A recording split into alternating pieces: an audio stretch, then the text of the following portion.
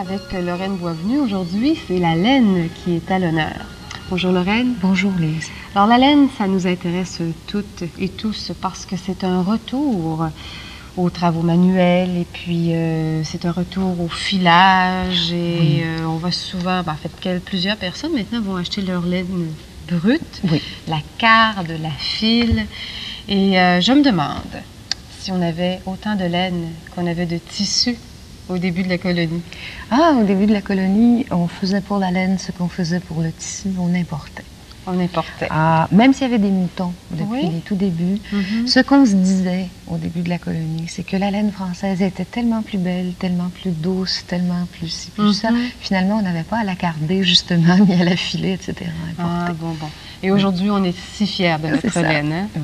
C'est venu beaucoup plus tard.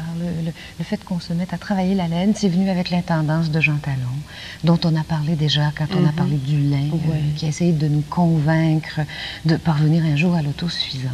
C'est venu à partir, finalement, des grands efforts qu'il a faits pour nous convaincre de devenir des gens qui suffisent.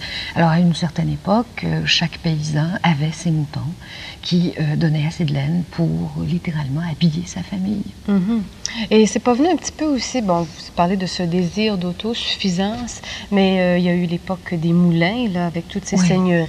L'époque des moulins, c'est justement venu après ça. C'est-à-dire qu'avec le système seigneurial, on a mis sur pied tout un système de moulins qui étaient des moulins à carde et à farine. Et justement, il y a un moulin dont j'aimerais parler beaucoup, que j'adore. C'est peut-être ça le charme de faire une émission comme celle-là. On rencontre des gens tout neufs et on se fait finalement des amis parfois un peu loin.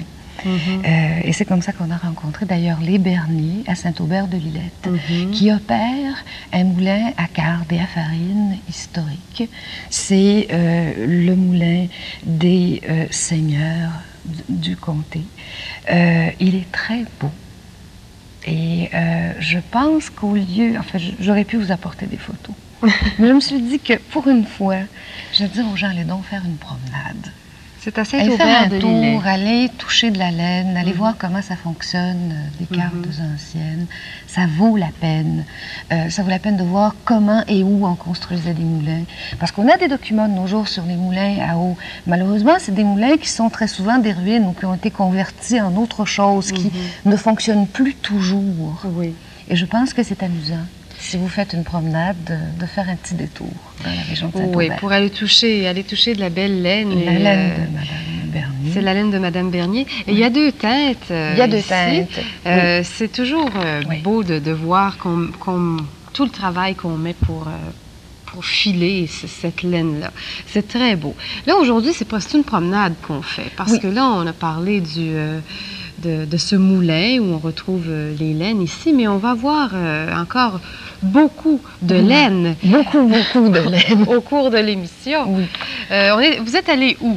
On est allé à Sainte-Marceline. C'est ça. On est allé parce que finalement, on s'y rend, on rencontre les gens. Et là, c'est autre chose. Là, on teint la laine. Hein? On teint la laine. On est allé à l'atelier de teinture végétale de Pierre Bélanger. Qui fait partie de tous ces gens qui, depuis quelques années, font revivre de façon brillante, d'ailleurs, l'art du fléché. Oui, et Pierre heureusement. Bélanger a découvert il y a quelques années que pour faire revivre cet art-là et lui rendre justice, il devait se mettre à la teinture végétale telle que le faisaient nos ancêtres. Alors, il a retrouvé les pigments, il a fait énormément d'expérimentations, il en fait toujours, d'ailleurs. Il a un sens du geste, on va le regarder travailler tout à l'heure. Là, on admire les couleurs. C'est même des belles couleurs. En fait, là, ce que l'on voit, c'est un peu tout l'échantillonnage de toutes les teintes, de toutes les gammes que l'on peut retrouver. C'est quelque chose de teindre sa laine en grosse quantité comme il le fait. Oui, teindre sa laine en grosse quantité comme il le fait, c'est presque de l'héroïsme. Surtout en plein air, comme ça. Hein? En plein air, à ce temps-là de l'année, je vous dirais que c'est très agréable. Oui. Pour les gens qui le regardent. Je sais que lui, c'est agréable parce que c'est un travail qu'il aime, mais c'est quand même un travail. Ah, sûrement. En ce moment, il est en train de mordancer la laine pour qu'au moment où il la mettra dans le bain de teinture, surtout au moment où il la sortira et la rincera, qu'elle conserve la nuance qu'il aura voulu lui imprimer. Oui. Là, c'est un travail qui est quand même assez ardu, parce que c'est de se promener avec des grosses chaudronnées, là, toutes remplies de liquide, et c'est assez lourd. Et le terrain est vaste, alors c'est de marcher au grand air, avec plaisir sûrement. Là, on voit aussi des laines qui sont suspendues, là, qui sont en train de sécher peut-être? C'est ça, qui va probablement remouiller tout à l'heure. Pour les teindre. En ce moment, il est en train de brasser le bain de teinture. C'est un bain de teinture de cochenille. Ça fera donc une laine dans les teintes rouges. Il est en train de s'assurer de l'homogénéité de son mélange. Oui, avec un fouet. Avec un fouet. C'est de la cuisine. C'est presque. Presque de la cuisine. Presque. C'est un travail de précision, parce que pour obtenir la teinte exacte qu'il désire, il faut sûrement avoir expérimenté sa recette. Oui, c'est que nous, on voit finalement le résultat du geste. On ne voit pas toute l'expérimentation pour en arriver justement à la nuance qu'il désire vraiment. Il nous a fait ce beau geste-là qu'il est en train de faire, que moi, je trouve très beau, de nouer la corde autour de l'écheveau pour que justement il ne s'en mêle pas complètement au moment de la teinture. Oui, parce que ça serait peut-être pas très agréable d'avoir à démêler tout ça par la suite. Hein? C'est un geste tout simple, et en le faisant, il nous a dit, vous rendez-vous compte qu'il y a des gens qui achètent des machines pour faire ça? Quand c'est si simple de le faire à la main. C'est ça. Quand on a la sensibilité du bout des doigts, le contrôle du geste, oui. Je pense que tous les gens qui aiment faire des travaux manuels ont cette sensibilité-là. Hein? Et c'est une sensibilité qui est à développer, je pense. Et je crois que c'est pour ça que les gens retournent si aisément et si facilement aux travaux. Aux travaux manuels. Oui. Là, c'est sûrement pesant, tout ce qu'il a. Hein? Oui, c'est en effet assez lourd. Si vous regardez la quantité des chevaux, c'est assez lourd. C'est que quand même, tout ça va se mouiller, là. On ne lance pas de la poudre dessus pour teindre ça de la laine. Parce que nous, on a déjà teint de la laine dans notre cuisine de Magazine Express. Et c'était pas en grosse quantité comme ça. Là, c'est la finesse là, de retrouver, de faire le tour.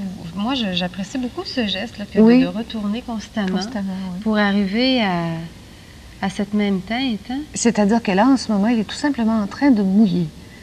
Il n'est pas encore au bain de teinture.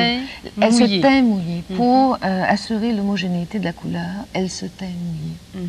Comme la façon dont il a noué, si vous avez remarqué, il a laissé quand même les brins assez libres les uns entre les autres, pour que ça ne vienne pas vous faire l'équivalent du batik, là, quand on fait des nœuds dans le tissu et que ça vous fait des motifs qui ne sont pas teints. Là, il a fait très attention. Et là, c'est le premier coup au bain de teinture. Il y a combien de bains de teinture? Est-ce qu'il peut en avoir plusieurs, tout dépendant de ce qu'on va obtenir? S'il va obtenir une couleur plus foncée, il va laisser, une fois que la laine sera bien imprégnée de cochenille, d'ailleurs, je pense que tout à l'heure, il va tout simplement la laisser reposer dans le bain de teinture pendant qu'il va alimenter son feu. C'est finalement un long processus.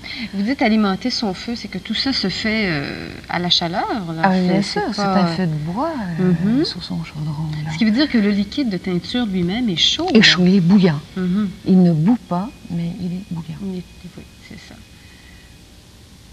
Alors, ça va bien, hein, je pense. Ça prend combien de temps, Lorraine? Est-ce qu'on vous a dit combien de temps ça pouvait prendre pour arriver à une production quand même qui peut être intéressante? Parce que là, c'est artisanal. Oui, je ne sais pas d'ailleurs. Ça ne peut pas être des quantités énormes. Non, d'ailleurs, moi, je connais personne dans le domaine de la teinture végétale qui fait ce type de teinture-là sur une base commerciale. C'est quand même un procédé long.